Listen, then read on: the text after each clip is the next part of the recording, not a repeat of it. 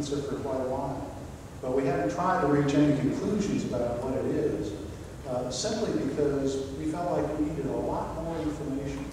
I got to understand it. So you must have been given some ground rules. Some of the objectives are basically that the men can't see the women and the women can see the man, or they should not be allowed to see the man either. Can I know exactly what sort of general objectives we're working with?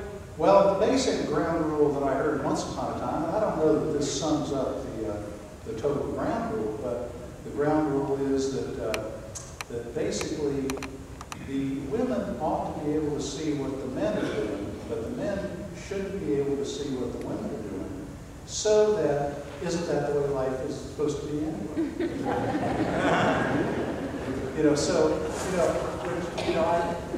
The thought is that it does have a sense of privacy for the women. That it's not, as the discussion was earlier, that it was a two-way street, because at the point where it's a two-way street, I'm not sure what it's there for. What do you need a two-way street for? Everybody can see through it. So the intention really is to provide, as I understand it, privacy for the women in their process of prayer. But still very much aware of what else is going on in the rest of the sanctuary. And that's my understanding of the broader scope. But how you do that is there are a number of potentials there. And that's why we do it. Does that answer your question? It does. And the follow-up question, though, is I've worked with architects before on my personal projects that I've worked on. And one of the starting places is budget. I mean, have we talked about budget yet? Is that something we can talk about at this meeting, or we can't talk about at this meeting? Well, I think the budgetary process is a very important part of any construction project. But the worst mistake you can make in any construction project is talking about what a budget is before you know what the project is. And secondly, the other thing that is true of all budgets is the first number that ever gets mentioned about this or any other project is the last number anybody ever hears. Period. So what you need to know is you need to know what the cost is going to be before it's talked about. And we did exactly that very same thing when we did the Atlanta Scholars Coll and the Social Hall expansion. We identified what the cost was, and we built all of this renovation for what that number was. So we're very methodical about that, but it's the wrong time to talk about budget, because budget is another constraint. What you really need to do is you need to have ideas. And once the ideas are there, then you can start trying to define potential and potential budgets. And at that point, you can start saying, well, this is something we can afford to do, this is something we can't afford to do. But it's a very inclusive process. It could be I'm a little bit confused about this meeting, because I thought there was an announcement from the pulpit that we were coming down to see plans and drawings, and we could interact with these plans and drawings and see some ideas from the architects. Right. Here's some ideas from the architects. Right. And it seems like most of the ideas, and I don't mind that, maybe that was your understanding of you come here and hear ideas from us. Yes. I thought we'd hear some ideas from you too, right, as to how you're going to accomplish this, what materials, what type of structures, what type of locations, what sort of things we're going to work with, so we could respond to that a little bit better. Well, I'm sorry that you were confused about our process and why we were here, but none of what you just said has anything to do with why we think we're here. We think we're here to listen to everybody's thoughts about what they'd like to see. And there will be other meetings in which we go through all of that stuff. And we look forward to that opportunity. And I'm sorry if we in any way wasted your time. Well, no, you didn't. And you certainly didn't mislead me either. So I'm not saying you misled me in any way. Right. Now, I have several ideas I can give for several aspects of the synagogue, but it seems like we're really focusing on the Mechitza. Are we kind of going to do this in phases where I thought this was a building renovation project that we were going to focus on all the ideas, but it seems like we're going to do this in phases. So really, the other ideas or the other plans and projects are probably several months, if not years away, and the Mechitza is our most imminent concern project. Is that fair to say? That's our understanding, but the lady that mentioned, that the Mechitza is really part of a much bigger process, that a vision, a larger vision, really has value. I agree with that thought. But You may not exclude other renovations by how you construct the pizza. Right. Well, that's exactly But, right. so you want to leave it so you open-ended where you can add to it and not have to change the pizza again too. Right, exactly, exactly. So I think it would be best if the pizza was part of a much bigger vision. And I think that that's part of where what we're exploring at this point. So it wouldn't be our desire to just study this in isolation. It does have to be part of a much bigger picture, bigger plan, and part of the overall vision. I'd like to echo. And any comments, and if you would, any comments that you would like to make about either the Mahitza or bigger parts of the project as you perceive them to be, if you would write those down, we'll certainly take those into consideration. That's why we're here. And it may, if it takes you a lot of pages or just a few notes, either way, Well, we're.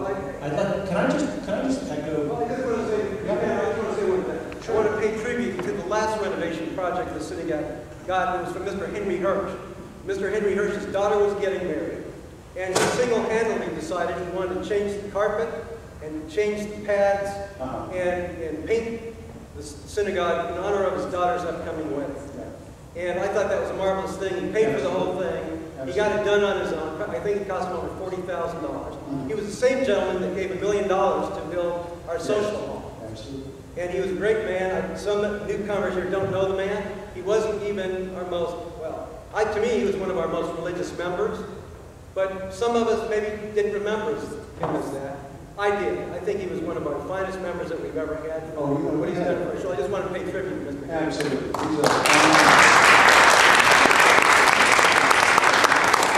I just want Truly a fine human being. We had the Is this thing opportunity on? to work with Henry. I'm sorry. We had an opportunity to work with Henry for more than 7 years on this whole renovation design.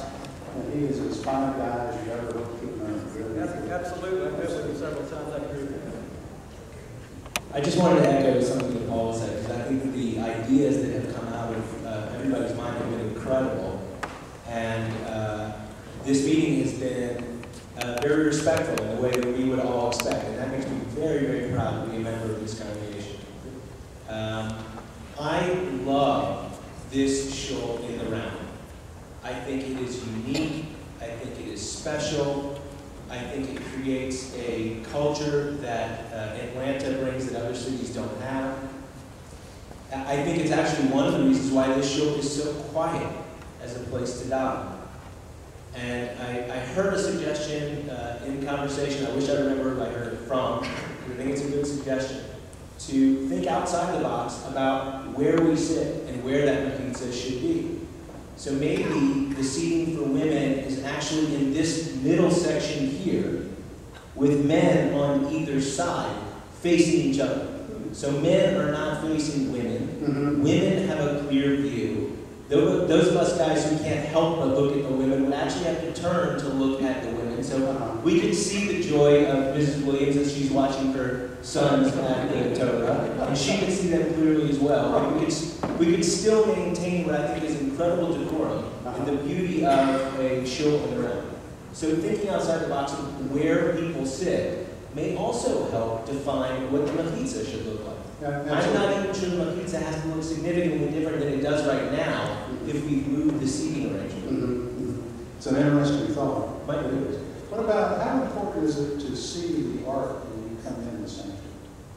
I mean, there's a comment made about being able to come in sort of quietly, sort of unnoticed. So I think part of my suggestion would require to address the entrance, because as a guy, if the women are sitting in the middle, we would be walking right into the women's section.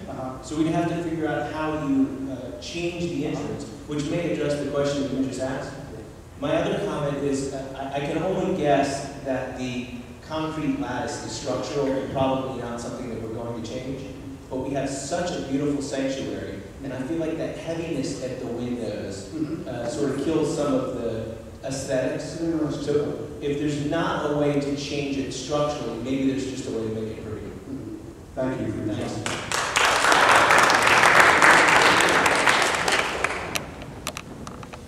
So one comment is actually, I think somebody said something about a second level for the shul. 50 years ago, when this community started, the show only had a handful of congregants. And over the last 50 years, it's grown a lot. My wife and I have lived here for 5 years, and we have seen a lot of young couples move into the community. And thinking long term, over the next 50 years, God willing, this community will grow much larger. Yeah. And so, my experience has been that on Shabbos, we are, we are pretty full. Especially on holidays, on the holidays, but there are people who have to bring in seats, and there are people standing. So, I think that a second level, long term, would be a great solution to that. We could eliminate the pizza altogether and allow the men to pretty much take over the whole bottom level, and that would accommodate us for many years. It's an interesting thought. It really is one of those far-reaching visionary thoughts. I know.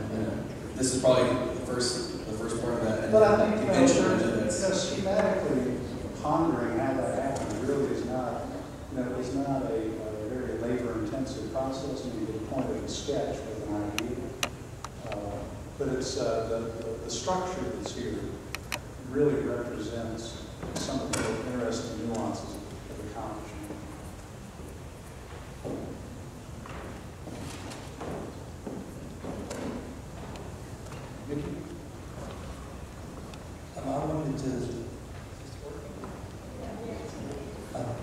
I wanted to suggest this second level also, because I thought the growth with families coming in and growing.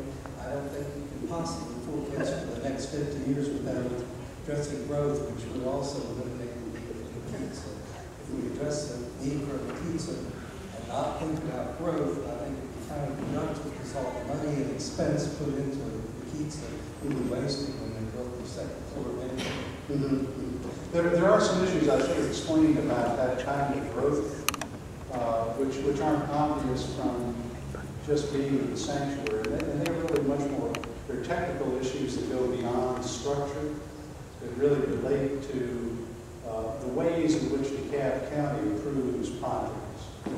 And one of the requirements for DeKalb County's approval of an expansion of the sanctuary would involve the expansion of the amount of parking that you have here, because parking in DeKalb County is determined, for the most part, by the seating in the largest congregation, the largest assembly space of the congregation.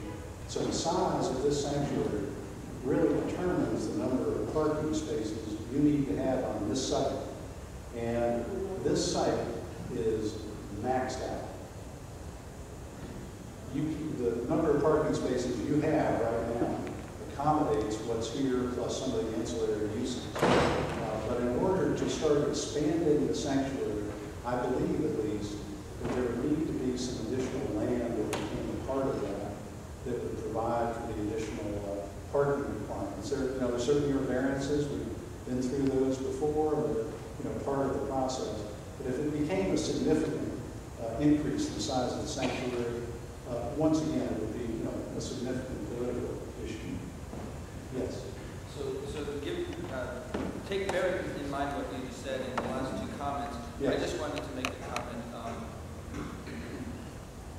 Again, this is on the big scale thinking of if there were to be at some point some kind of expansion and an upper level and so forth. So the suggestions, as I've heard them, have been that possibly the Mechitza would not then necessarily have to be changed because all the movement downstairs, something like that. I just wanted to throw into the mix that we do have a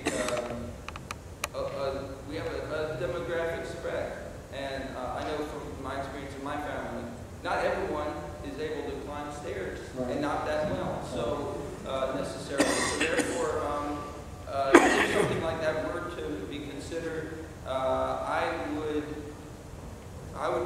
personally be of the opinion that we shouldn't just discount the idea that there would be women downstairs, because certainly there would be some people who just would not be able to make it upstairs.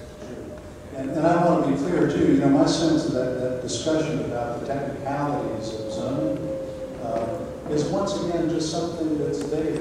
It's something we're aware of. I don't think it has to limit what the vision is, what the potential of the